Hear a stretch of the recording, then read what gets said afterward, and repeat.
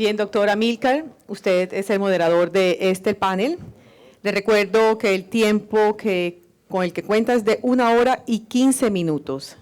Recuerden, por favor, seguirnos en el hashtag Colombia Genera. Adelante, doctor Amílcar.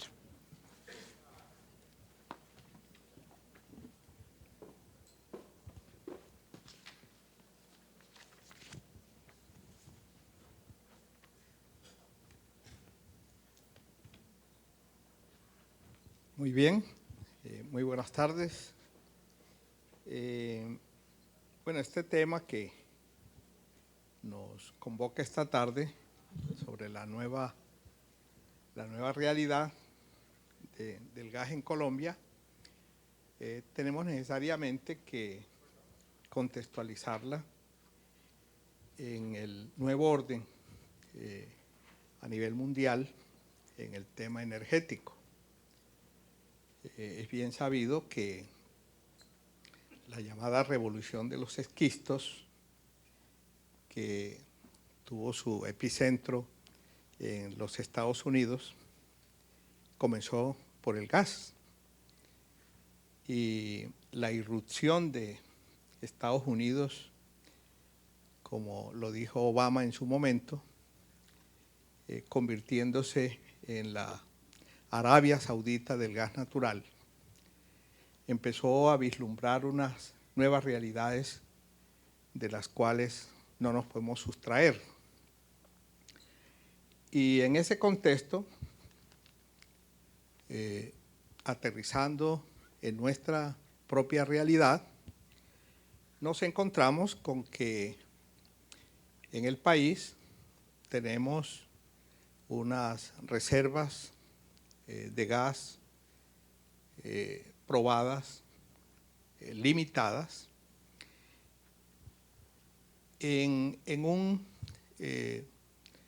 escenario en donde con el paso de los años en Colombia se ha abierto paso y ha logrado un gran posicionamiento la industria del gas. Y aquí está pues con nosotros el padre de esa criatura, Guillermo Perry, que en su momento, siendo ministro, le dio la largada a este gran desarrollo con su política del gas para el cambio.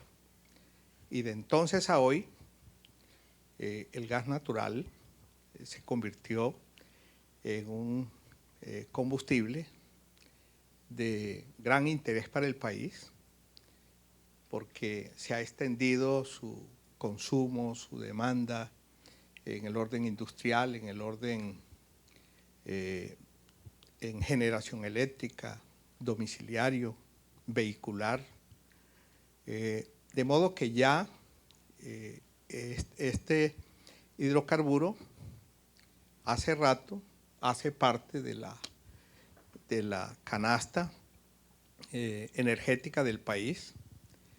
Y si bien es cierto, con los años se han venido dando hallazgos de la mayor importancia que han acrecentado nuestras reservas, en este momento empezamos a enfrentar limitaciones que tienen que ver con reservas, limitaciones que tienen que ver con producción y limitaciones también desde el punto de vista transporte, que empiezan a generar inquietudes y preocupaciones sobre el abastecimiento hacia el futuro.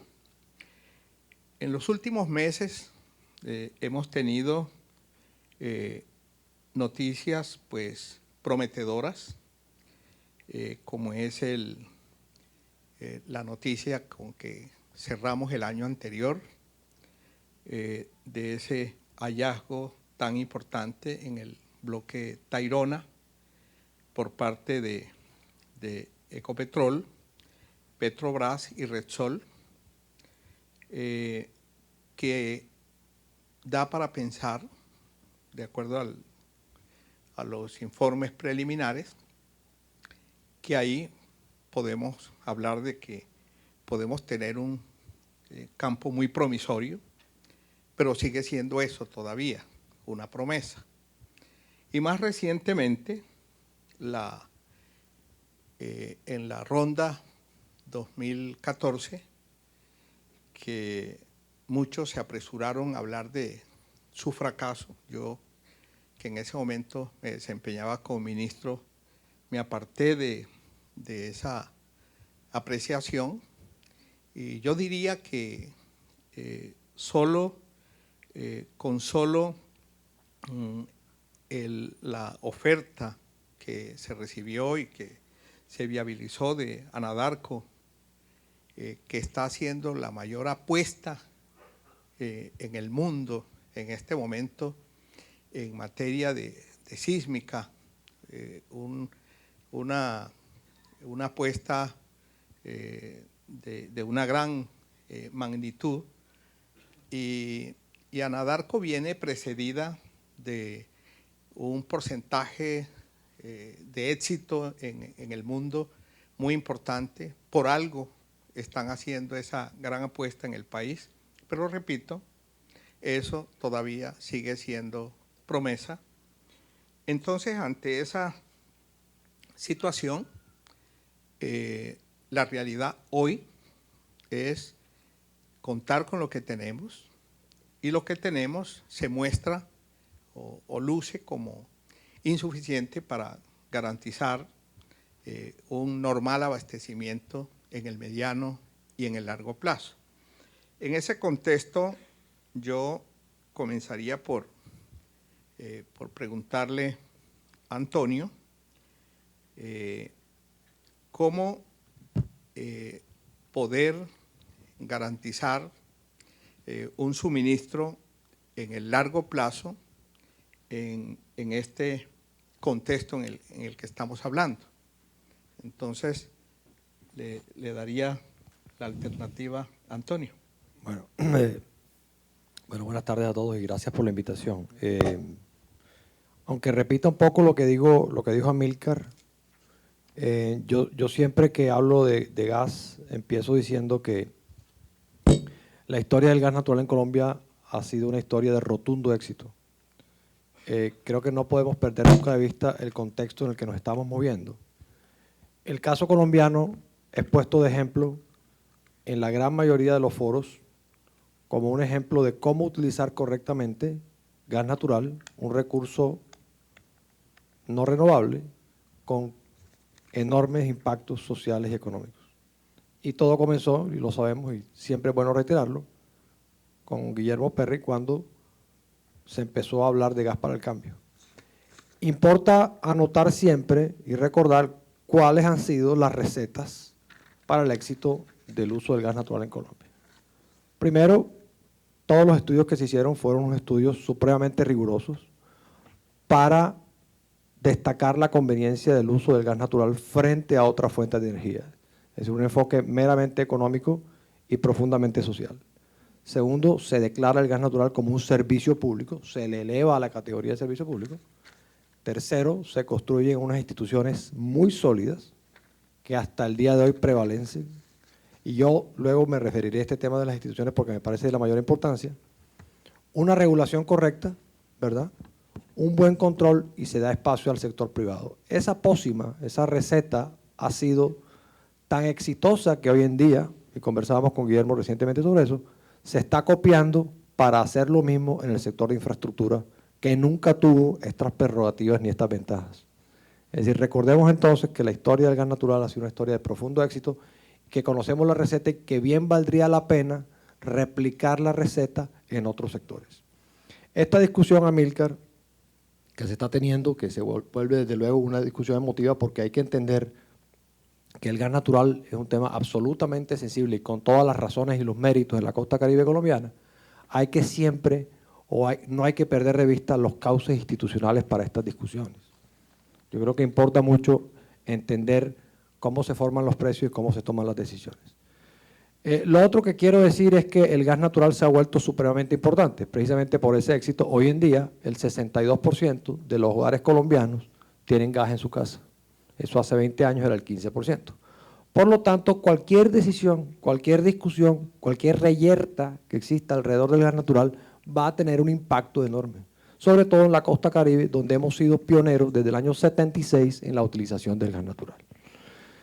El 90% quizás de la mediana y gran industria en Colombia usa gas natural. Hay 600.000 vehículos rodando con gas natural en las vías, de manera que eso es para destacar la importancia que tiene el gas natural y, por lo tanto, que cualquier discusión importa muchísimo. La situación actual, yo lo veo de una forma diferente a Amílcar. Es decir, yo creo que estamos pasando por unos tiempos apretados. Yo diría que vamos a tener un año, año y medio apretados. Después el panorama se ve mucho más halagüeño. En efecto, hemos encontrado más gas. Yo creo que también importa decir mucho eso. Gracias a que hay una buena institución encargada del tema, la ANH hace una muy buena tarea en promover la búsqueda de hidrocarburos en Colombia. Es una institución de la mejor categoría, los resultados se están viendo. Tenemos nuevos productores, Gibraltar es un campo nuevo, Creciente es un campo relativamente nuevo, lo que tiene Ocol y Canacol son descubrimientos relativamente nuevos, y calculamos nosotros que en el lapso de un año, entre 12 y 15 meses, deben entrar en producción entre 200 y 220 millones de pies cúbicos día. Si a eso se le une lo que se está exportando para Venezuela, que son unos 50 millones de pies cúbicos, uno tiene, Amílcar, un panorama completamente diferente. Ahora bien, lo que sí es cierto es que lo que hacíamos antes de poder darnos el lujo de garantizar los picos de demanda cuando el despacho eléctrico, a punta de campos directamente, ya definitivamente no podemos hacerlo. Yo creo que esas eran unas holguras que teníamos que ya no tenemos. Pero ya el gobierno tomó recaudos en ese sentido y por eso está construyendo la planta de regasificación en Cartagena, que debe estar lista a partir de licencias ambientales. Yo creo que los que estamos aquí en el sector sabemos que esa es la referencia inevitable, a partir de licencias ambientales como el hito, ¿verdad? En unos 15, 16 meses. Esa planta es el seguro que garantiza que cuando exista alta demanda por despacho de las térmicas, el gas está disponible. Y para poner en contexto la capacidad de la planta, recordemos que eventualmente esa planta puede importar hasta 400 millones de pies cúbicos diarios, de una demanda total de 1.100. O sea que sí tiene un impacto importante.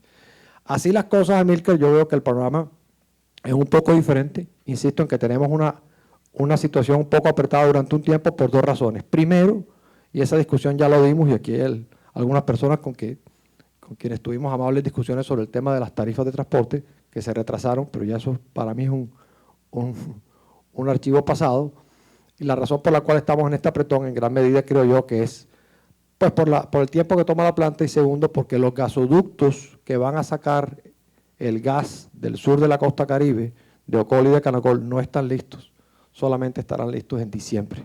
Entonces ahí tenemos una trancón. De ahí en adelante yo veo que tenemos un mercado muy dinámico, muy robusto, y tenemos unas buenas señales.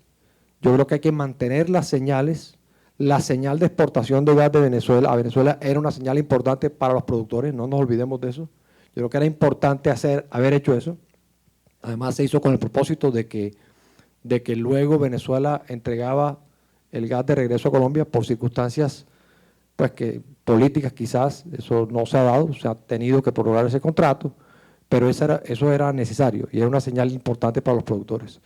Eso es lo que yo veo como panorama, Amílcar. Veo una situación un poco apretada que genera inquietudes, genera discusiones, sobre todo en vista de lo que está sucediendo con el precio del gas, que seguramente hablaremos más adelante de eso, pero creo que en un tiempo corto, un año a año y medio, el panorama está despejado. Mientras tanto, tenemos que seguir manteniendo las señales, tenemos que seguir manteniendo esos buenos propósitos del gas de esquistos, que hay un par de contratos bien interesantes, y armonizar el tema medio ambiente con el tema del interés que tenemos en que ese gas salga.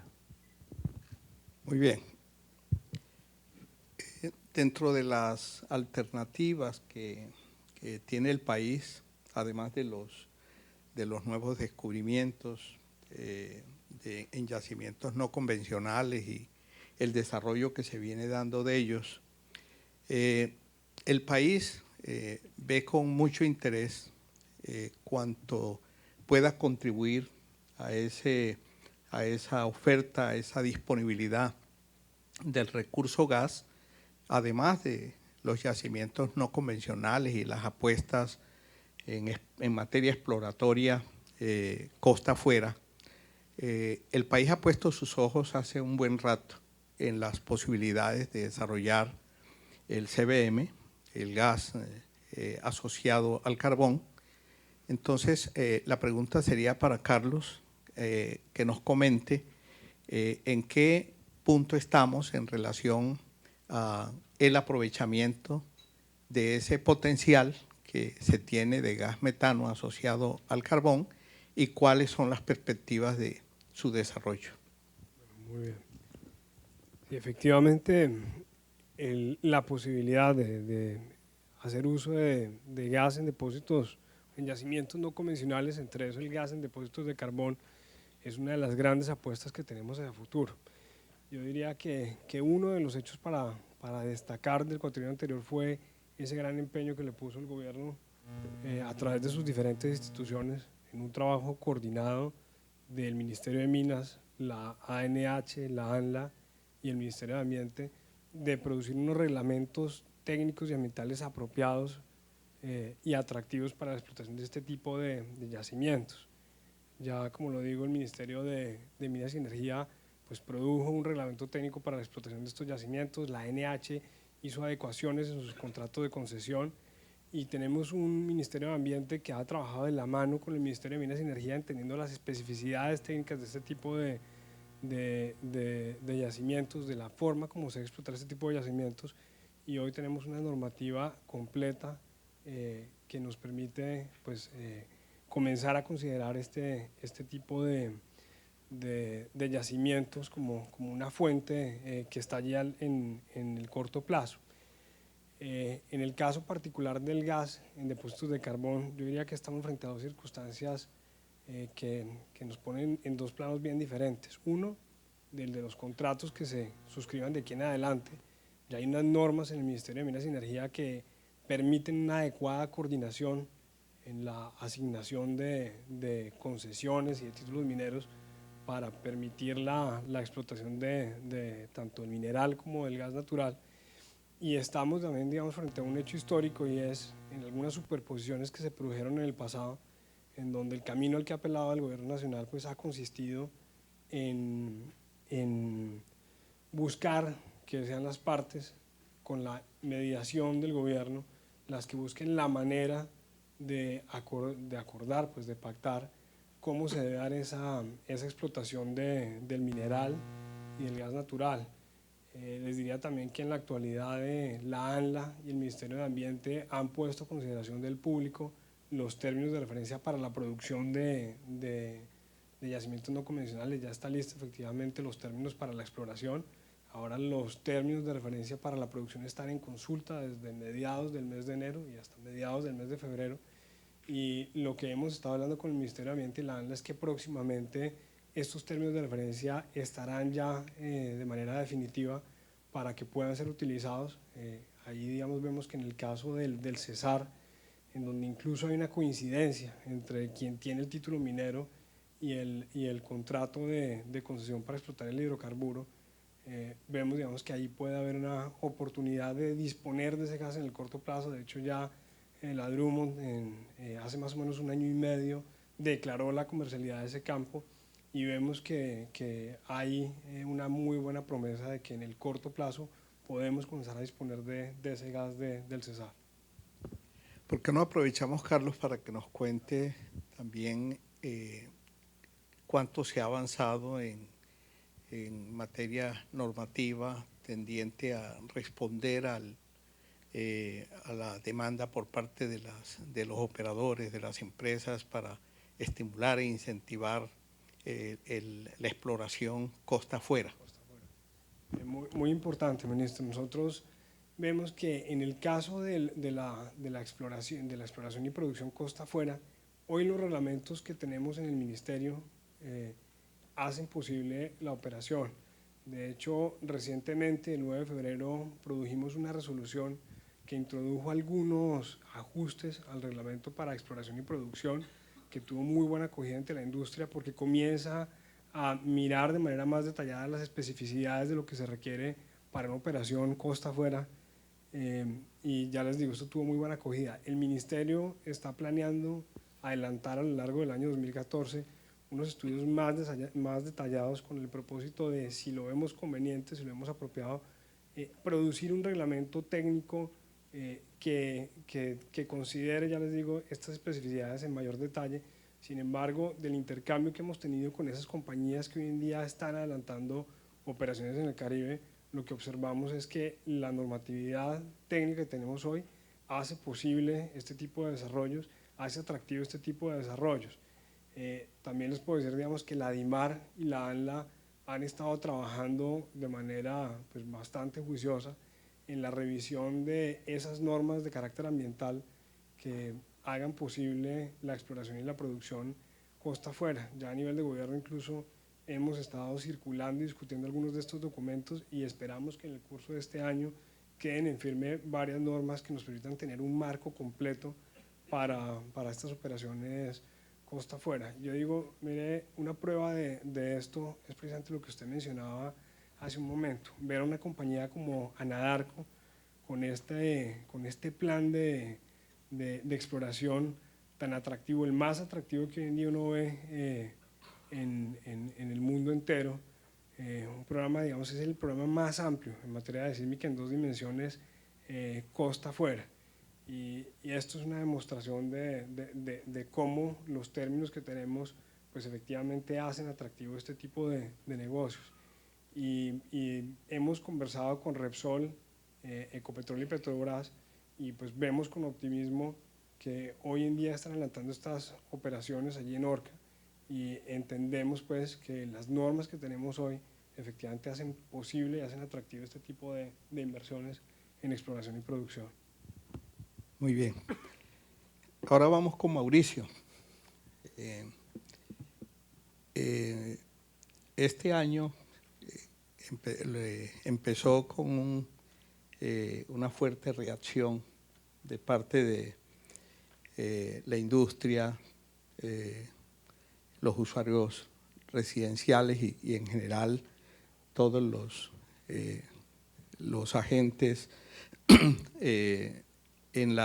a nivel de región Caribe por la incidencia que ha tenido en materia de precios la aplicación de la resolución que ha sido motivo de tanta controversia y de alguna manera esto está vinculado con una preocupación que ha manifestado hace mucho rato la ANDI en cuanto a la competitividad y de qué manera la competitividad de las empresas se puede ver de alguna manera lastrada por cuenta de los costos de la energía en general. En su momento se discutió mucho lo de las tarifas de energía eléctrica. Esto dio lugar a que se adelantara un estudio muy serio en el cual se analizaron, se hizo pues una especie de diagnóstico y de allí salieron unas recomendaciones para tratar de ver de qué modo se podía buscar que esas tarifas se acotaran de manera tal que sin poner en riesgo, desde luego, la confiabilidad y firmeza del sistema, pudiera llegarse a un aplanamiento de alguna manera tarifario y decía yo en su momento que no solo desde el punto de vista tarifario, sino desde el punto de vista del costo de la energía, que no necesariamente está ligado a la tarifa, ahora se está planteando la misma consideración a propósito de los precios del gas. Entonces, sería para que nos comentara Mauricio, es decir, ¿cuál es el panorama que tenemos hoy? Pues estoy hablando de la región Caribe, pero indudablemente que lo que está ocurriendo hoy acá podría eventualmente darse en el interior del país. Entonces, ¿cómo y de qué manera se puede sortear esta situación sin poner en riesgo algo que es muy importante, que tiene que ver con algo que se mencionaba esta mañana de la importancia de tener unas reglas claras, de tener unas reglas estables y que todos los agentes sepan a qué atenerse. Entonces, en esa dirección, ¿qué tanto se ha avanzado en la CREC en la búsqueda de una salida a esta coyuntura? Gracias por la pregunta, ministro. Buenas tardes y gracias por la invitación. El panorama del gas en la costa Caribe, digamos que es claro en este momento y por los meses que vienen, ojalá sea un plazo tan corto como el que menciona Antonio, de año y medio, pues tenemos una situación en la que ese exceso de oferta que teníamos hace unos años ya no existe. No hace falta ser un genio en economía para saber que cuando la oferta baja y la demanda sube, pues los precios suben. Ahora, yo creo que un poco esta polémica que se ha suscitado desde hace ya un par de meses, pues obedece a cuál fue ese indexador que decidió la Comisión utilizar para actualizar los precios del gas. En eso yo creo que es importante señalar varias cosas. La primera es que esa fue una regla de juego que estuvo cantada desde hace más de un año, en la que, digamos, quienes decidieron ir a hacer esas negociaciones de 5 años, digamos que no estaban con los ojos cerrados, sabían a qué se estaban ateniendo. Y yo creo que además las señales estaban muy claras en términos de que se estaba restringiendo la oferta. Eso de alguna manera, digamos, se tenía que reflejar en unas alzas del precio del gas. Y ahora yo creo que es una de las dificultades grandes que estamos afrontando nosotros en el análisis de revisión de ese indexador. Hemos contactado varios gurús internacionales para que nos den una mano en este análisis, pero y tal vez yo quisiera contarles un poco en qué consiste eso.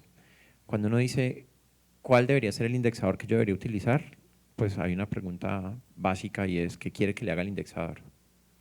Si quiere que el indexador le cubra cantidades y le cubra precios, pues simplemente le digo cuál es el indexador. Si lo que quiere es que le cubra simplemente cantidades, hay otro tipo de indexador. Si quiere que el indexador le refleje unos tipos de riesgos, digamos que también.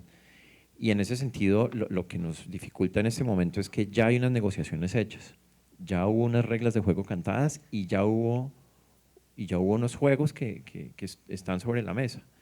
Cambiar ahora las condiciones una vez ya están jugadas las cartas, pues dificulta cualquier resultado que podamos sacar. Lo dificulta porque una de las grandes bondades que tiene el sistema nuestro regulatorio es que las reglas de juego han sido claras y han sido estables. Y digamos, cambiarle las condiciones ahora a cualquier inversionista yo creo que no es deseable.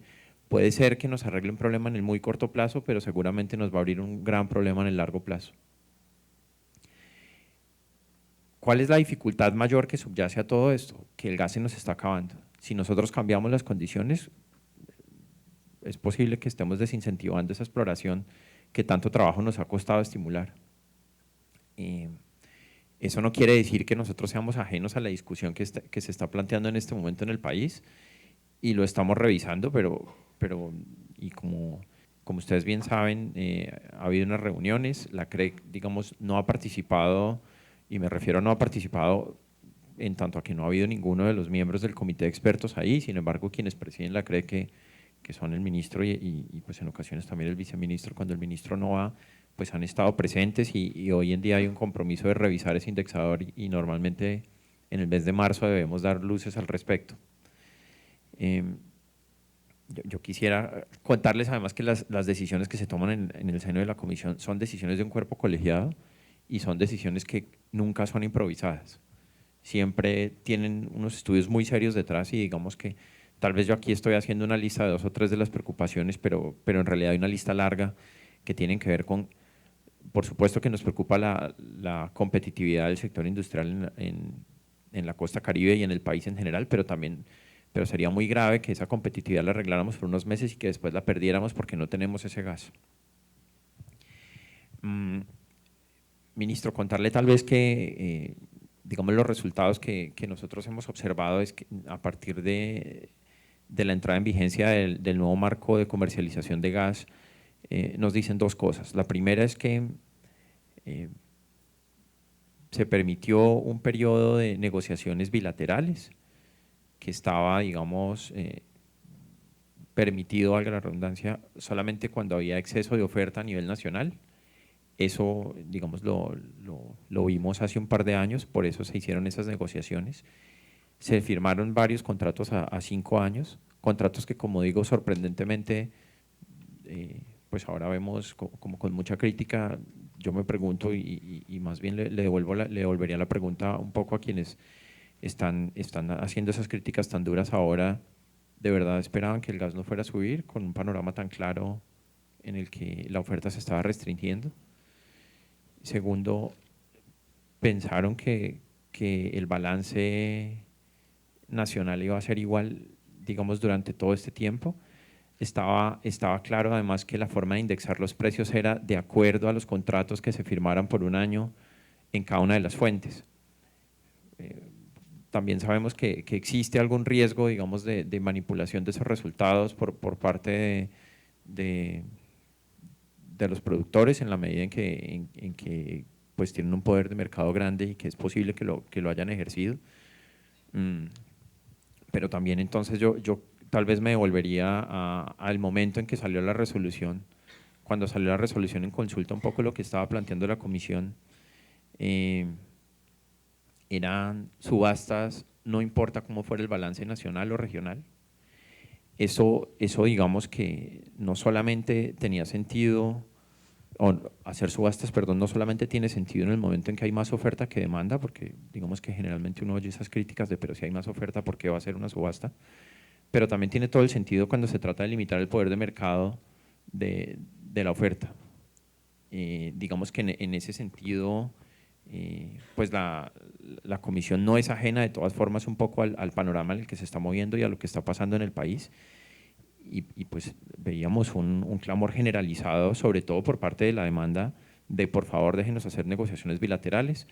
Y yo creo que ahora esta revisión también vale la pena revisarla, no solamente desde el punto de vista del indexador, sino desde el punto de vista de en qué momento dispararon las subastas, porque creo que ninguno tuvo realmente el poder de tener una negociación, o por lo menos eso es lo que se manifiesta en las declaraciones que hemos podido oír, de tener una negociación de verdad frente a los productores. Simplemente al parecer llegaban y ya estaba el precio puesto. Pues lo cual digamos, pues nosotros presentíamos, pero de nuevo pues creo que de todas formas la comisión no puede ser ajena un poco al clamor general del país. En ese sentido creo que vale la pena, pues ahora, como mencionaba, en marzo vamos a dar luces sobre qué va a pasar con este indexador. Sin embargo, creo que vale la pena revisar no solamente el indexador, sino algunos otros puntos que pueden eventualmente ser interesantes de ajustar. Muy bien. ¿Vas a decir algo sobre eso, Antonio? Yo no, pero creo que le toca a Ramón. Creo que está que se habla. Está que se habla. Entonces, más bien Ramón, yo después le hago unos… Perfecto. Tienen que ver Entonces, con lo que Mauricio Ramón, dijo. por favor. Muchas gracias, Antonio. Gracias, ministro. Hay una realidad, y es que el gas es un insumo en ocasiones, o materia prima en ocasiones, en todo caso, un bien utilizado por varios mercados, el mercado residencial, el mercado vehicular, el mercado industrial, entre otros. Es una fuente de energía limpia, deseable, de ser utilizada en nuestro país, con el cual afortunadamente contamos, y ya hablaremos un poquito sobre si hay escasez o no hay escasez y cuál es la dimensión de la escasez. Y que por sobre todas estas cosas, el gobierno ha dado las señales en el tiempo de incentivar su uso. Y esto a través de los años, y hace quizás tan solo 3 años, yo estando a cargo de una empresa en Medellín, de otra empresa en Barranquilla y de otra empresa en Cartagena, en las tres se me acercan Medellín EPM, en Barranquilla Gases del Caribe y en Cartagena Surtigas a ofrecerme gas a un precio atractivo. Afortunadamente, solo accedí en Medellín, donde se hizo una inversión importante para convertir una caldera de buen tamaño que estaba quemando carbón a gas. En Barranquilla, la caldera estaba y sigue quemando cuesco. Afortunadamente, no caminé a la negociación, y en Cartagena se montó la empresa. Se cambiaron los diseños de los hornos de carbón a gas bajo la oferta que en ese momento se nos estaba haciendo hace tan solo 3 años, de un gas supremamente competitivo, ¿no?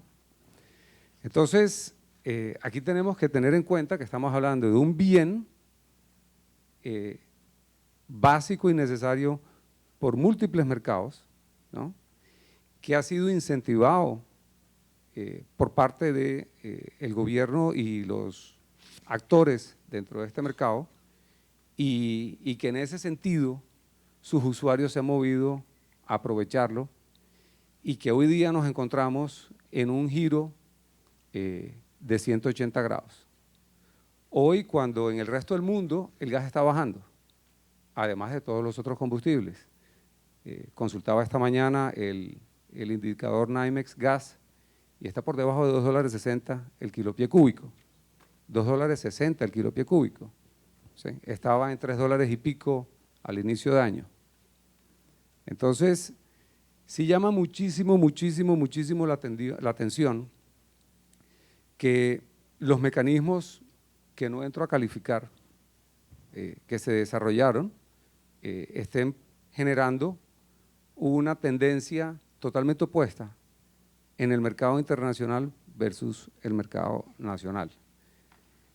Y estamos diciendo que eso tiene que ver con el hecho de que hay escasez, y ese tema lo he escuchado bastante. Y uno se pregunta, hombre, pero si hay escasez, ¿cómo tenemos excedentes? ¿Cómo uno tiene una situación coincidente de escasez y excedentes? Y es que tenemos un compromiso de exportación que entiendo está del orden de 50 kilopie cúbicos, 50 millones de BTU día a Venezuela, pero cuando uno mira la estadística no estamos exportando 50, estamos exportando más de 100 en promedio, ¿sí? Es decir, que no solo estamos cumpliendo con el compromiso, sino que estamos excediendo el compromiso. Entonces uno se pregunta, bueno, pero entonces ¿tenemos escasez o hay abundancia? Y si hay escasez, ¿por qué estamos vendiendo más del gas que mínimamente deberíamos vender para cumplir el compromiso? Adicionalmente, de verdad no sabemos a qué precio se está transando. Hemos tratado de enterarnos del precio, pero no se ha podido. Por ahí escuché a un senador diciendo que iba a pasar un derecho de petición a Ecopetrol a ver si le decían el precio, ¿no?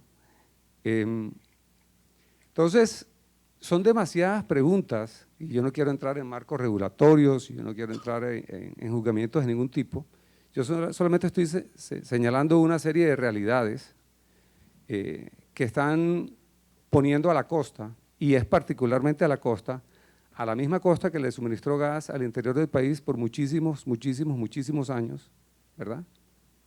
Hoy día la pone en diferencia de condición y en condición de incompetitividad, no solo con el mercado internacional, sino con el mismo mercado nacional, porque sucede que al final del día la misma molécula de gas que se saca del mismo pozo, dependiendo de su destino, vale distinto, ¿sí? Entonces, esa cantidad de situaciones que estoy señalando claramente no pueden obedecer a una lógica de mercado. De la reunión del 26 de diciembre, que generosamente el gobierno acompañó y los productores también acompañaron, además en una fecha tan difícil, ¿no? Salió el compromiso de revisar el famoso indexador, que solo aplica a los contratos de 5 años, que son la minoría de los contratos firmados en la costa, la mayoría de los contratos son a 1 año, ¿verdad? Y también quedó el compromiso de que los productores se sentarían con los usuarios de contratos a 1 año para revisar posibilidades. Yo personalmente acompañé la reunión por el capítulo Cartagena de Andy y efectivamente no hay espacios y no deberían extrañarnos que no haya espacios, ¿no?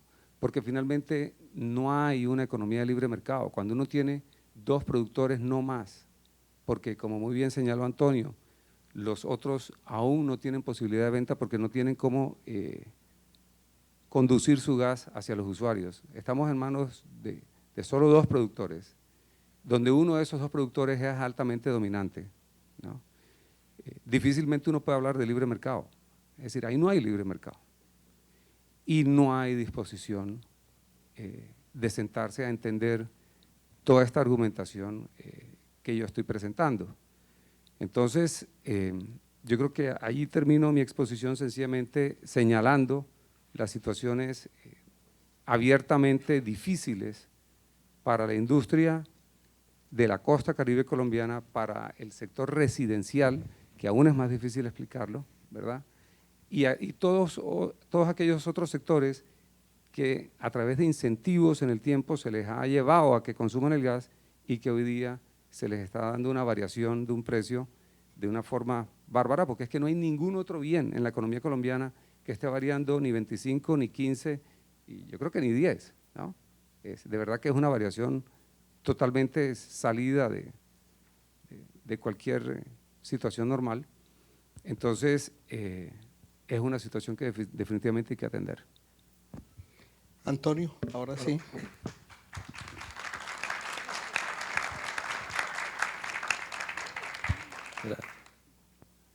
Muy buena echada que tiene Ramón aquí. No, yo creo que aquí hay puntos muy importantes y lo que Ramón dice es simplemente resaltar lo que yo al principio mencioné, y es, digamos, la importancia que tiene el gas, no solo en el país, sino particularmente en la costa caribe. Y sobre esto ha habido enfrentamientos inclusive políticos cuando en el año 87 Provigas, empresa del Caribe, intentó proponer que se llevara el gas a Bogotá. Es decir, hubo toda suerte de controversias. Amílcar y Guillermo se acuerdan, lo que llamamos de la vieja guardia del gas natural. Pero más allá de eso, yo creo que aquí hay varias cosas. Me parece que detrás de todo eso, y un poco con lo que decía Mauricio, subyacen, Mauricio, 2 grandes discusiones. Uno, ¿cómo formas tu precio del gas? ¿Cómo estableces los precios del gas natural? Habida cuenta de las circunstancias que tienen, entendiendo, y esto es con Ramón, que no existe tal cosa como precio internacional del gas. No hay un precio único. Se le fue la pila, ¿no? No es por falta de gas, no. No hay tal cosa como precio único internacional del gas natural. No hay un WTI, no hay un Brent. Si el gas natural vale dependiendo de dónde estén los mercados y de qué sustitutos tengan esos mercados. Entonces ahí vienen los famosos netbacks. O sea que, y tú tienes claramente en el mundo como 3 mercados diferenciados. Lo que es Estados Unidos, que tiene un precio diferente, puede ser que la zona del Caribe también, luego tienes Europa y luego tienes Asia. Y entre uno y otro, sorprendentemente, puede haber $14 por millón de BTU de diferencia. Fácilmente entre 4 y $18. Simplemente para ilustrar que no hay tal cosa como precio internacional del gas. Insisto, el gas vale de acuerdo al sitio donde esté ubicado y a los sustitutos que tenga. Entonces, aquí, vuelvo y digo, subyacen 2 grandes discusiones. Una es, ¿cómo fijas precios de gas habida cuenta de oferta y demanda? Porque ¿qué fue lo que hicimos? Y aquí viene un hito importante en la historia del gas. Decidimos liberar el precio del gas natural. Todos los industriales de la costa caribe, que son nuestros clientes, ¿verdad? Durante mucho tiempo se acostumbraron a que tenían una referencia de un precio del fuel oil y cada 6 meses el gas natural se ajustaba en función de esos precios. Si nosotros de alguna manera estábamos montados en la cresta del crudo o del fuel porque era el principal sustituto del gas natural. Hace año y medio, 2 años dijimos, no vale la pena seguir así, entre otras cosas porque no había coberturas por el nivel de correlación, vamos a liberar el precio, suponiendo que había suficiente oferta para atender la demanda y que los precios podían bajar. Pero, y aquí viene una cosa que yo la verdad, aunque suene ex post, nunca lo entendí bien, se fijó un indexador que en mi opinión no había lugar a eso, porque si yo libero los precios o a través de bilaterales que se pongan de acuerdo la oferta y la demanda, no tendría por qué establecer un indexador. Y cualquier indexador que ellos se inventen, se da acuerdo entre las partes, en función de lo que tú decías, que quiero que pase, que refleje la nueva realidad del mercado, que ajuste cantidades, etcétera, etcétera. Pero en honor a la verdad y siendo consistente con lo que se hizo, ese indexador no debería ser parte de una intervención de la Comisión de Regulación. Pero bueno, en eso estamos y estamos tratando, yo creo que ha habido la mayor voluntad posible para resolver esto. Lo otro que creo yo que importa decir, porque esta discusión se vuelve supremamente emotiva y con razones, esto no es un acto deliberado de la Comisión ni del Gobierno contra la Costa Caribe. Y lo digo yo que soy de aquí, ¿sí? Para que entendamos que, digamos, porque la emotividad y digamos, de esta discusión llega a hacer pensar eso y se manejan como esos códigos, a veces no me parece bien. Esto no es un acto deliberado. Se puso un indexador con la intención de hacer los contratos homogéneos, que era un deseo plausible, pero no tan importante en mi opinión, y esto es el resultado que se tiene. Se está tratando de corregir. La segunda discusión que creo que hay aquí hay que dar es cuáles son las señales de expansión del sector eléctrico, ¿verdad? Porque ¿qué nos está pasando? Estamos demandando de parte de las térmicas genuinamente, legítimamente, un gas a unos precios muy grandes, muy altos, porque el sustituto que tienen es líquidos. Y eso está generando, como ustedes bien lo saben, presiones muy grandes sobre los precios. Punto 1. Punto 2. El fenómeno del Niño es una realidad. O sea, si uno puede graficar en términos palpables, contundentes, lo que es el cambio climático, vamos a tener fenómenos meteorológicos más contundentes con mayor frecuencia. Entonces, los niños, que son eventos importantes en esta ecuación, no se van a presentar cada 7 o 8 años. Lo que hemos tenido entre 2009 y 2015 es una sucesión casi improbable hace mucho tiempo. Entonces, eso es lo que está pasando. Nos tenemos que detener a pensar cómo vamos a dar señales adecuadas para expansión del sector eléctrico y ver qué está pasando con esas demandas de gas a esos precios. Entonces, yo creo que esas son unas consideraciones que yo quisiera que tuviéramos en cuenta. El tema de precios y el tema de las dos discusiones que vienen y que yo creo que hay que abordar desde la perspectiva de considerar las circunstancias propias de la producción, de la oferta y la demanda del gas natural en Colombia. Mauricio, complementando lo dicho por Ramón y Antonio, es claro que en su momento, cuando se concibió el factor de indexación, como lo acaba de decir Antonio, se concibió para unos contratos homogéneos en un mercado homogéneo. Pero en la práctica… No, pero yo creo que no, Amílcar, porque no son contratos homogéneos, porque tú partes de bases diferentes. Entonces, ¿de qué te sirve a ti tener indexadores iguales para todos si las bases de las que partes son diferentes? Entre otras cosas, por los perfiles de contratación que quieres. Ramón mencionaba algo ahora que suena paradójico.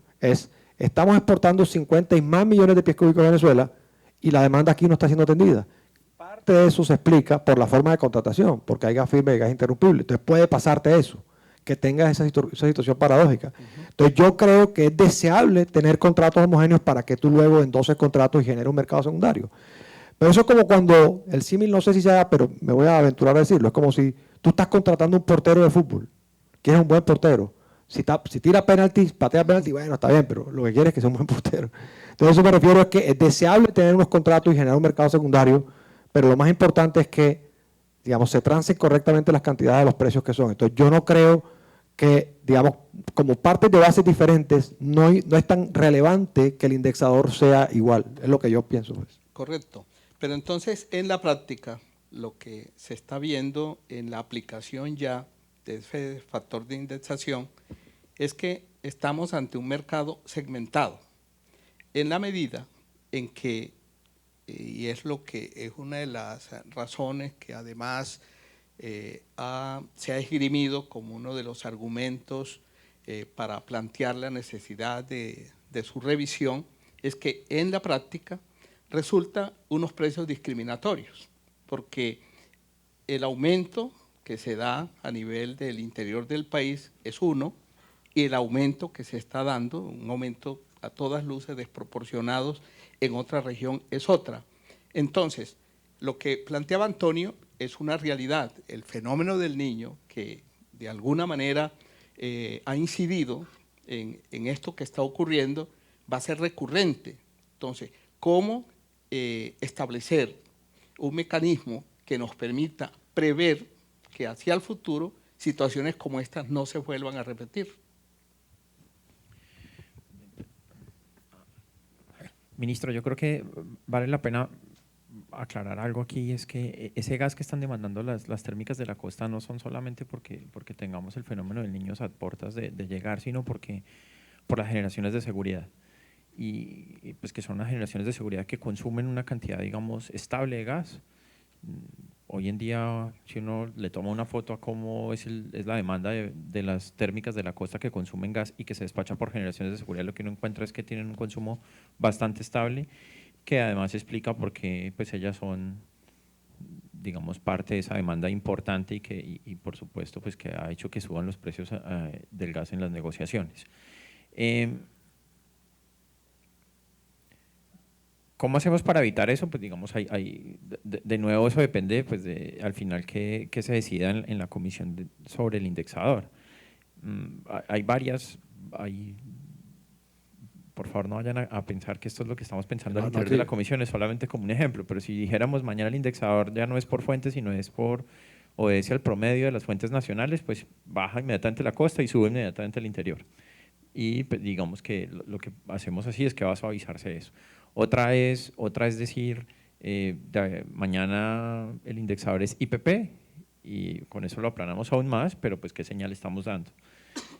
Otra podría decir el indexador es ninguno y el mismo precio desde el principio hasta el final del contrato, eso podría ser otra y esa sí aplana completamente el precio. Lo que pasa es que seguramente se va a sentir cada vez que llega la negociación nueva.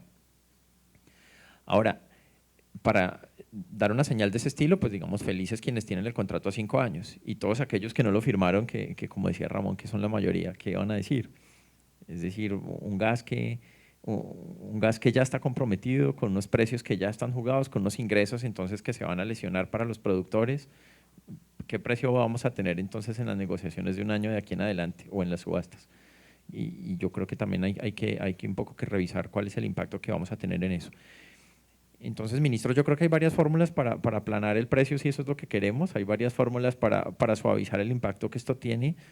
También, de nuevo, yo creo que aquí la pregunta de fondo es ¿qué es lo que queremos hacer? ¿Cuál es la señal que queremos dar? Y pues digamos que mal haría yo en contarles infidencias de discusiones que aún no hemos tenido al interior de la comisión. Antonio, ¿en qué medida la entrada en operación de la planta regasificadora, en qué puede contribuir, digámoslo, primero, desde luego, fue el objetivo de las térmicas en promover esta iniciativa, en qué medida la entrada de las plantas regasificadoras puede contribuir de alguna manera a superar esta situación? O sea, yo creo que es mucho, Amílcar, pero y para ilustrar un poco más el caso, yo quiero recordar de dónde venimos. O sea, ¿cómo hacíamos eso antes? Eso antes lo hacíamos con cargo a la capacidad holgadísima del campo de La Guajira. Entonces, el nivel de contrato que tenían las térmicas daba para que tuvieras una utilización relativamente, digamos, baja, y en los picos tenías la posibilidad de aumentar la producción hasta en 200 millones de pies cúbicos, más o menos, que era la fluctuación. Las circunstancias de producción de ese campo ya no te permiten hacer eso. Y yo creo que en buen momento la Comisión, el Ministerio, el Gobierno y los térmicos se pusieron de acuerdo para tener ese respaldo. Entonces va a ayudar muchísimo porque esa planta tiene capacidad, cuando esté en operación, de traer hasta 400 millones de pies cúbicos día. Y bueno, ya el manejo de esa cantidad o de ese volumen dependerá de lo que quieran los térmicos. O sea, puedes tener en la base unos, no sé, entre 50 y 60 millones de pies cúbicos, entendiendo desde luego, eso tenemos que tenerlo claro, que es un gas que vale más. Y que de alguna manera nos pone en el contexto, si se puede llamar así, y valga la contradicción de lo que dije antes, en una referencia de precios internacionales, porque tú tienes ahora, Mauricio, una paridad de importación en un precio del gas, por lo menos en un volumen, aunque sea relativamente pequeño. Entonces ya tienes empiezas a tener una referencia de cuál es el precio adecuado del gas en Colombia, que esa es la pregunta que tenemos que respondernos. Y el precio adecuado es aquel que pueden pagar, se puede pagar de acuerdo a los netbacks, pero que genera suficientes incentivos para que se siga buscando, que ese es el equilibrio crítico de una tarea dificilísima que hacen ustedes en la Comisión de Regulación en el Ministerio, y tratar de buscar esos equilibrios. Entonces la planta, Amílcar, es el seguro que se tiene para cuando tengamos, que lo vamos a tener indiscutiblemente con mayor frecuencia, fenómenos del Niño. Tú puedes garantizar ahí los picos. Y entendiendo que la decisión, digamos, conceptual detrás de eso es decir, queremos asegurarnos, como lo hicimos cuando en el apagón, de que tenemos todos los colombianos energía disponible siempre. Y por eso nos tocó pagar, y una muy buena decisión en su momento, los cargos por confiabilidad. Y ahora nos toca pagar entre todos, tener una planta para cuando vengan los picos. Es una decisión absolutamente válida, necesaria, y creo que en buen momento se va a tener y definitivamente contribuye de manera muy significativa a aliviar esa situación. Muy bien. Hacia el año entrante está previsto pues, que contemos ya con ese respaldo desde el punto de vista de la disponibilidad de gas. Pero se ha planteado también, Carlos, la posibilidad y de pronto la conveniencia de que a nivel de la región pacífica se pueda también contar con otra planta regasificadora que contribuya a este mismo objetivo. Sí, ministro, mire, eso ha estado sobre la mesa por un muy buen tiempo, la posibilidad de tener una segunda planta de regasificación. Ha habido empresas muy activas analizando la posibilidad de construir una planta de estas en el Pacífico. También ha habido otras empresas muy activas considerando la posibilidad de construir una segunda en el Caribe. Realmente, digamos, lo que tienen esto el gobierno hasta el momento son escenarios de abastecimiento, análisis de perspectivas de oferta versus demanda, pero en esto, digamos, no hay una decisión de política pública sobre dónde debe estar ubicada una segunda planta de regasificación. Ahora, yo digamos, me dejo tentar un poquito por todo lo que he escuchado aquí, de las preguntas que usted ha planteado y de las respuestas que han dado, porque entiendo, digamos, la preocupación grande de los industriales como Ramón que tienen por el abastecimiento de gas y por los precios que esto pueda tener, pero mire que en las preguntas que usted ha hecho y en las respuestas que aquí cada uno ha dado, uno encuentra claves de lo que efectivamente entre todos estamos haciendo por esto. Y es un esfuerzo muy grande desde el lado del gobierno, en particular de la ANH, por promover nueva exploración y producción, incluso más allá de la frontera, lo que les mencionaba hace un momento, fue costa afuera, los no convencionales. Estamos haciendo ahorita un esfuerzo de la mano de la ANH, con la ayuda de la ACP de Naturgas, de identificar campos, algunos de ellos menores, que tienen un importante potencial de producción, muchos de ellos ubicados incluso en la costa caribe, que por diferentes circunstancias hoy no ponen su producto en el mercado, por algún trámite de alguna naturaleza, por la dificultad de conectarse a la red, y estamos en el ejercicio de ver cómo desde el gobierno podemos ayudar a conectar esos campos y adicionarle una oferta a la oferta del Caribe. Miren un ejemplo muy diciente de esto, y es el caso del campo del Difícil. ¿Cuánto tiempo lleva el campo Difícil produciendo? Las cantidades de gas que le han inyectado al mercado de la costa, y recientemente se ha reactivado y se está incluso incrementando la capacidad de producción de este campo. Y desde allí se habla de la posibilidad de tratar gas incluso de campos aledaños que pudieran adicionar la oferta del Caribe. Entonces miren, ahí hay un esfuerzo desde el lado de la oferta. El tema de las exportaciones siempre será polémico. Esta es una decisión de política y se toma porque es la forma de incentivar la exploración y la producción. Yo entiendo, digamos, que en circunstancias como estas, las exportaciones a Venezuela no dejan de tener polémica. Yo creo que eso lleva a que el ministerio tenga que revisar ese índice de abastecimiento. Tenemos que revisarlo y considerar no únicamente la realidad de largo plazo, sino también la realidad de la coyuntura en ese indicador, y lo estamos analizando. Pero tenemos que pensar que en el escenario o en la demanda de ese potencial gas que se encuentre de esta actividad exploratoria, puede haber efectivamente el atractivo o no por hacer nuevas inversiones en exploración y producción. Cuando uno habla de estas inversiones en no convencionales y en offshore, que son inversiones muy cuantiosas y que para que se logre sancionar un proyecto se requieren grandes volúmenes, eso solamente será posible si efectivamente existe la posibilidad no solamente de destinar ese gas a la demanda doméstica, sino muy seguramente también a poner ese gas en el mercado internacional. De otra manera, difícilmente pueden cerrar los números de una operación de esta naturaleza. Luego está el tema de la planta de regasificación, que efectivamente esto busca adicionar la oferta.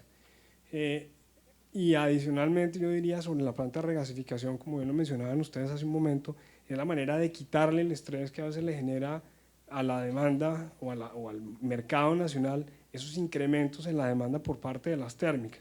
Pero yo aquí diría algo, digamos, porque lo he visto mucho en muchos comentarios últimamente, y es que tenemos que tener cuidado de no poner tampoco la demanda térmica entonces ahora en la palestra. Digamos, esa demanda térmica es importante no solamente para asegurar la confiabilidad, sino porque otra de las preocupaciones que tienen los industriales es cómo adquiero yo energía eléctrica a precios que resulten atractivos para mí. Y en la oferta térmica que utilice como combustible el gas natural, allí hay una gran posibilidad para tener acceso a energía eléctrica a precios razonables, a precios eficientes, atractivos para la demanda industrial. Entonces, creo que la planta de regasificación tiene la virtud de poder suprimir esos picos de los fenómenos del Niño, de las épocas de hidrologías bajas, tiene la virtud de suplir ese gas para la generación de seguridad, pero además adiciona una oferta de gas para todo el mercado muy seguramente, bien sea en la costa Caribe o en la costa Pacífica. Me extendí, pero es que me dejo tentar un poquito por lo que han dicho antes. Muy bien, pero sí, Ramón. Gracias, ministro. Yo quería como aportar algunas ideas de, bueno, y hacia adelante, ¿qué hacemos? Porque lo cierto es que estamos en una situación, en una coyuntura difícil y pues hay que poner ideas sobre la mesa y ver cómo seguimos. Yo pienso que definitivamente nosotros tenemos que pensar en un mercado nacional, que ese sí está interconectado. Yo entiendo muy bien lo que dice Antonio de que no hay mercado internacional o precio único de gas porque el gas no es transable, ¿no? Pero ciertamente sí estamos conectados con el interior del país y de hecho mientras que estamos conversando acá, se está yendo gas de La Guajira al interior del país, que es un poquito curioso también. Estamos mandando gas de la supuesta zona de escasez a la supuesta zona de abundancia, ¿sí? Eso no es muy consistente, pero está pasando. Entonces, definitivamente deberíamos hablar de un único sistema. Lo otro es que la mayoría de las térmicas, a las térmicas hay que darle gas, las térmicas las necesitamos, ¿cierto? Pero es que la mayoría de las térmicas están ubicadas nuevamente en la costa y están recargando la demanda de la costa, que es donde estamos diciendo que hay escasez, ¿no? Entonces, nuevamente, esa energía que generan esas térmicas se consume en todo el país, no solo en la costa. Entonces, ahí hay también una inequidad y una inconsistencia que hay que corregir, ¿verdad?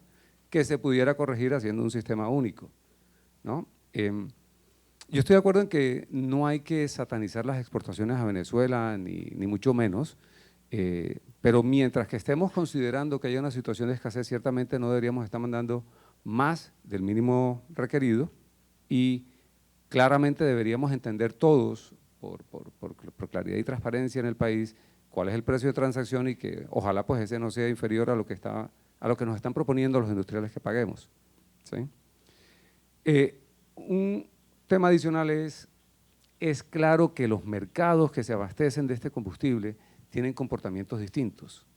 Es distinta la fluctuación que acepta un sector residencial, es decir, es bien distinto explicarle al señor amo de casa o ama de casa que es que su gas le va a subir 15 o 25%, que lo que es de pronto explicárselo a un industrial o explicárselo a un térmico, ¿sí?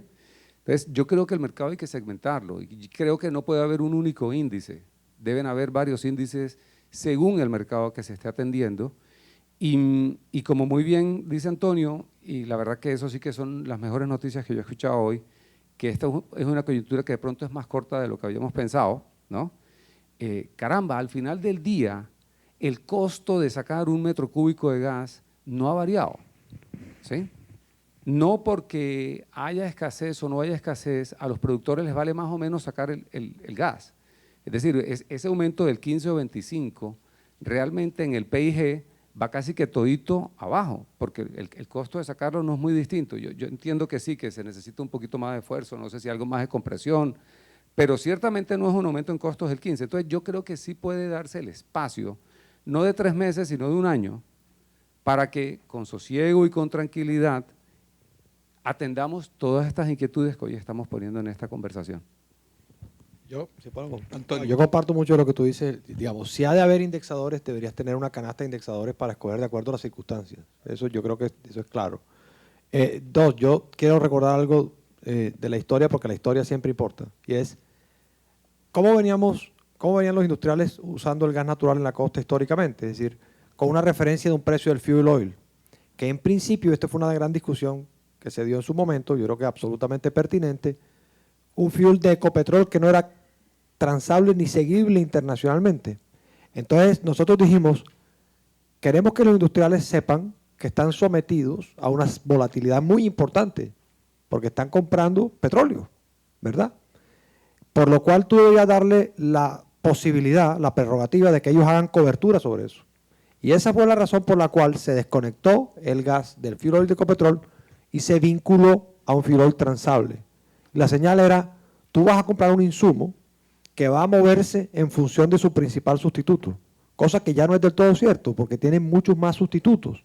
En algunas industrias es carbón, en otras en fuel, en otras es energía eléctrica. Pero esa fue digamos, la intención por lo cual en general uno puede decir que no se ha tenido nunca un precio fijo, estable, acotado de gas natural en la región, ¿verdad? Ahora, lo que tú dices la microeconomía del gas natural es diferente. O sea, yo vendo el gas natural al precio al cual me puede pagar el usuario y la decisión racional del usuario está en función del sustituto que él tiene. Y yo, en un mercado bastante simétrico, conocedor de esas circunstancias, le pongo el precio al nivel del sustituto que él tiene, ¿verdad? Entonces, no es que diga que sacar el gas hoy vale más o vale menos, y esa es la lógica bajo la cual yo vendo el gas. No, yo vendo con base en los netbacks. Mira el ejemplo del interior, de Cali sobre todo. Esta discusión la tuvimos con Carlos Erazo, amablemente como siempre, cuando estaba en la CREC. Y es, lo que se hizo en los gasoductos del interior de TGI fue reflejar muy rápidamente una señal de distancia, ¿verdad? Los gasoductos en Colombia inicialmente se construyeron, Carlos, con estampilla, es decir, tarifa única. Digamos, pagan lo mismo independientemente del nivel de uso del gasoducto. Se quiso, y esto, digamos, como teóricamente es muy consistente, reflejar distancia. O sea, las tarifas subieron considerablemente. Yo no estuve muy de acuerdo con eso porque cuando ya tú haces algo, acomodarlo a un elemento teórico resulta muy difícil. Mi opinión era, como se hizo en la costa, hacerlo más gradualmente, de manera que los impactos fueran menores. ¿Qué hace el productor con el interior, con Cali? Acomoda el netback del transporte y vende boquepozo la renta que a él le queda después de descontar el sustituto al final. O sea, esa es como la lógica de la fijación de precios del productor y es absolutamente válida, o sea que es un poco diferente. Carlos, como ya estamos concluyendo, además de la apreciación que tú quieres hacer en este momento, quería aprovechar para que nos contara frente a una situación que se plantea para los hidrocarburos, no solamente para el petróleo, sino también para el gas. Y en eso la Asociación Colombiana de Petróleo ha sido reiterativa en que hay una serie de obstáculos, hay una serie de escollos a salvar a efectos de imprimirle una mayor dinámica a este sector. Leyendo hoy el periódico a propósito de la radicación que están haciendo esta tarde del plan de desarrollo, había una nota en relación al alcance y a las limitaciones que tiene este plan, y concretamente refiriéndose a este sector y concretamente al petróleo, se hablaba de prácticamente de bajar la meta para este año en producción petrolera, aduciendo problemas de orden público, que me parece a mí que es una señal complicada desde un plan de desarrollo, de pronto plantearlo de esa manera. Entonces, sí sería interesante que nos contara del plan de choque que está planteándose el gobierno para poder enfrentar situaciones operativas y operacionales de las empresas de este sector, porque si bien es cierto hoy la mayor preocupación, y es lo que ocupa las primeras planas de los periódicos, hablando del petróleo, es por ejemplo el precio, pero yo decía en días pasados que a mí no me preocupa tanto la caída de los precios como el riesgo que tenemos de que no estemos incorporando más barriles y más pies cúbicos a nuestras reservas, y de pronto todo esto, estos obstáculos pueden estar desalentando y desestimulando la inversión en exploración, y esto, mirado hacia el futuro, sí es de mucha mayor preocupación. Ministro, yo ahí quisiera, no conozco cuál es esa nota de la que usted habla sobre que aduce razones de orden público. Yo le plantearía más bien esto desde esta perspectiva. Hay una realidad que estamos viviendo hoy, es una caída en los precios pues, del crudo ya por varios meses. Hemos mirado diferentes fuentes de información de diferentes entidades internacionales. Aún en esto no hay un consenso de dónde va a parar el precio y por cuánto tiempo se va a mantener así, pero sí, digamos, vemos que hay una mirada generalizada en el sentido de que esta es una situación que nos va a acompañar por un buen número de meses. Pensando en que uno de los grandes drivers de la decisión de inversión de un productor es el precio, como es apenas razonable, pues lo que estamos haciendo nosotros desde el Gobierno Nacional es, pues, considerando cuál puede ser la implicación de ese escenario de precios que estamos viendo para los próximos años sobre la producción futura. Y este definitivamente es un asunto en el cual el gobierno pues, no tiene control, son los precios internacionales del crudo. Donde el gobierno sí tiene control es cómo se coordina mejor para abaratar de alguna manera o reducir los costos que puede tener la operación para un productor. Y es el gran esfuerzo en el que viene trabajando el gobierno pues, por un muy buen tiempo. Esto no es nuevo, ministro, usted lo vivió, pero obviamente seguimos trabajando duro, coordinándonos con los responsables de los asuntos de orden ambiental, del relacionamiento con las comunidades, con las autoridades locales, simplemente buscando que las operaciones de los productores, tanto en exploración como en producción, pues se den con mayor fluidez, que los costos de esa operación sean más bajos. Estamos analizando una serie de medidas de choque, cómo se puede de pronto introducir algunas flexibilidades en los contratos nuevos que suscriba la ANH o incluso los ya suscritos. Yo en esto, digamos, no puedo hacer un anuncio todavía, estamos terminando de pulir algunos detalles del plan de desarrollo en ese sentido. Estamos viendo entonces qué tipo de incentivos pudiéramos darle a los productores para acrecentar su interés en hacer inversiones tanto en exploración como en producción. Yo creo que tenemos un consenso con los productores en el sentido de que la producción del año 2015 no necesariamente va a sufrir grandes cambios, se trata de inversiones que venían sancionadas de tiempo atrás y muy seguramente la ACP ya ha hecho pública su cifra para el año 2015, hablan del orden de 1.020.000 barriles por día, obviamente eso es sujeto a algunas condiciones de una operación continua pues de sus campos de producción y el gobierno tiene una visión similar. No quiero hacer públicos números, hoy se van a hacer públicos los números en el plan de desarrollo, pero tenemos una visión similar sobre lo que puede hacer en el año 2015. Lo que nos inquieta es cómo los precios hacia futuro puedan tener incidencia en las decisiones de inversión en exploración, porque ahí están los barriles del futuro, ministro. Y es ahí donde le digo, estamos desde el gobierno estudiando qué medidas podemos implementar para estimular esas inversiones en exploración, con miras a que en este cuatrienio e incluso más allá sigamos teniendo una producción lo más estable posible de crudo, que es una de las grandes fuentes de recursos de la nación. Yo, digamos, simplemente quisiera cerrar, digamos, esta intervención mía, ministro, diciéndole lo siguiente, y es que otra de las grandes apuestas que tenemos aquí es cómo efectivamente logramos dar una señal de precios para el gas natural, que es el tema del que hablábamos hace un momento. Y lo que ha buscado el gobierno entonces es, y esto es importante tanto para el productor como para el comprador, y es cómo creamos unos mecanismos que permitan una contratación de largo plazo y que permita resolver la inquietud que todos aquí hemos planteado. ¿Cuál es el precio del gas natural en Colombia? ¿Cuál es? y para eso, digamos, la apuesta ha sido la estandarización o la homogenización de algunas condiciones de los contratos. Esto muy seguramente con el paso del tiempo, en la medida en que se decante, va a requerir mejoras en la regulación, y creo que la actitud del gobierno ha sido efectivamente esa: mejoremos lo que haya que mejorar, pero nuestra mirada sobre esto es optimista. Nosotros venimos de un proceso, de un tiempo en donde hubo una gran intervención del mercado, y la gran conclusión que sacamos en el cuatrienio anterior es que necesitábamos establecer unas condiciones de reglas de juego claras y estables para compradores y vendedores, y nos dimos a la tarea de hacerlo, y fue un ejercicio de crear una nueva política pública estable que está en un decreto del año 2011, el 2100, y de producir una regulación consultada con toda la industria, y hoy la tenemos, y en mi opinión es una buena regulación.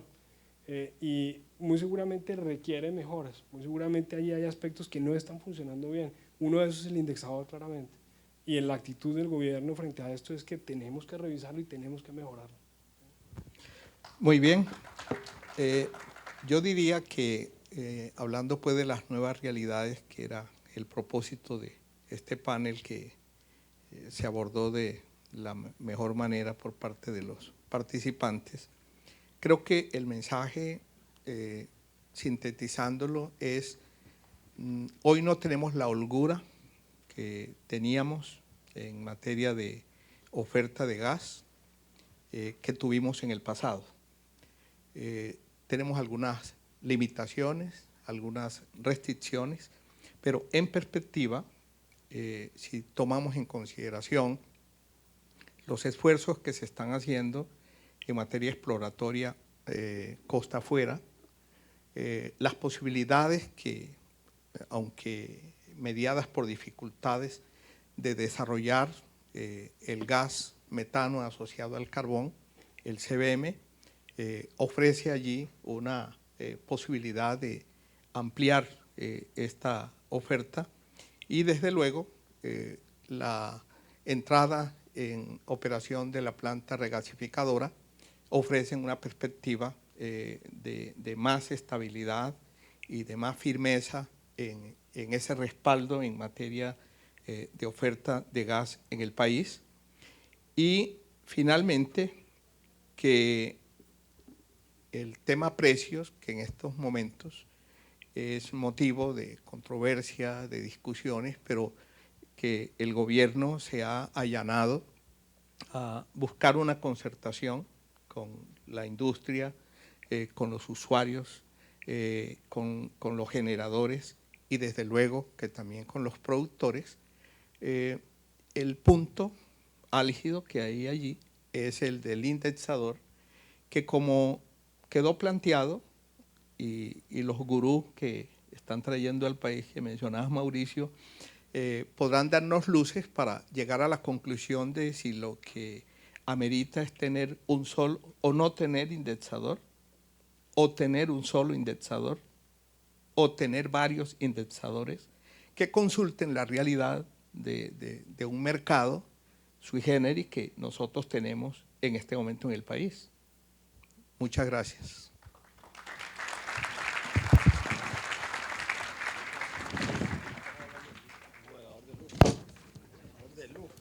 Muchas gracias, señor moderador, a los panelistas. Muchas gracias por su compañía en este segmento.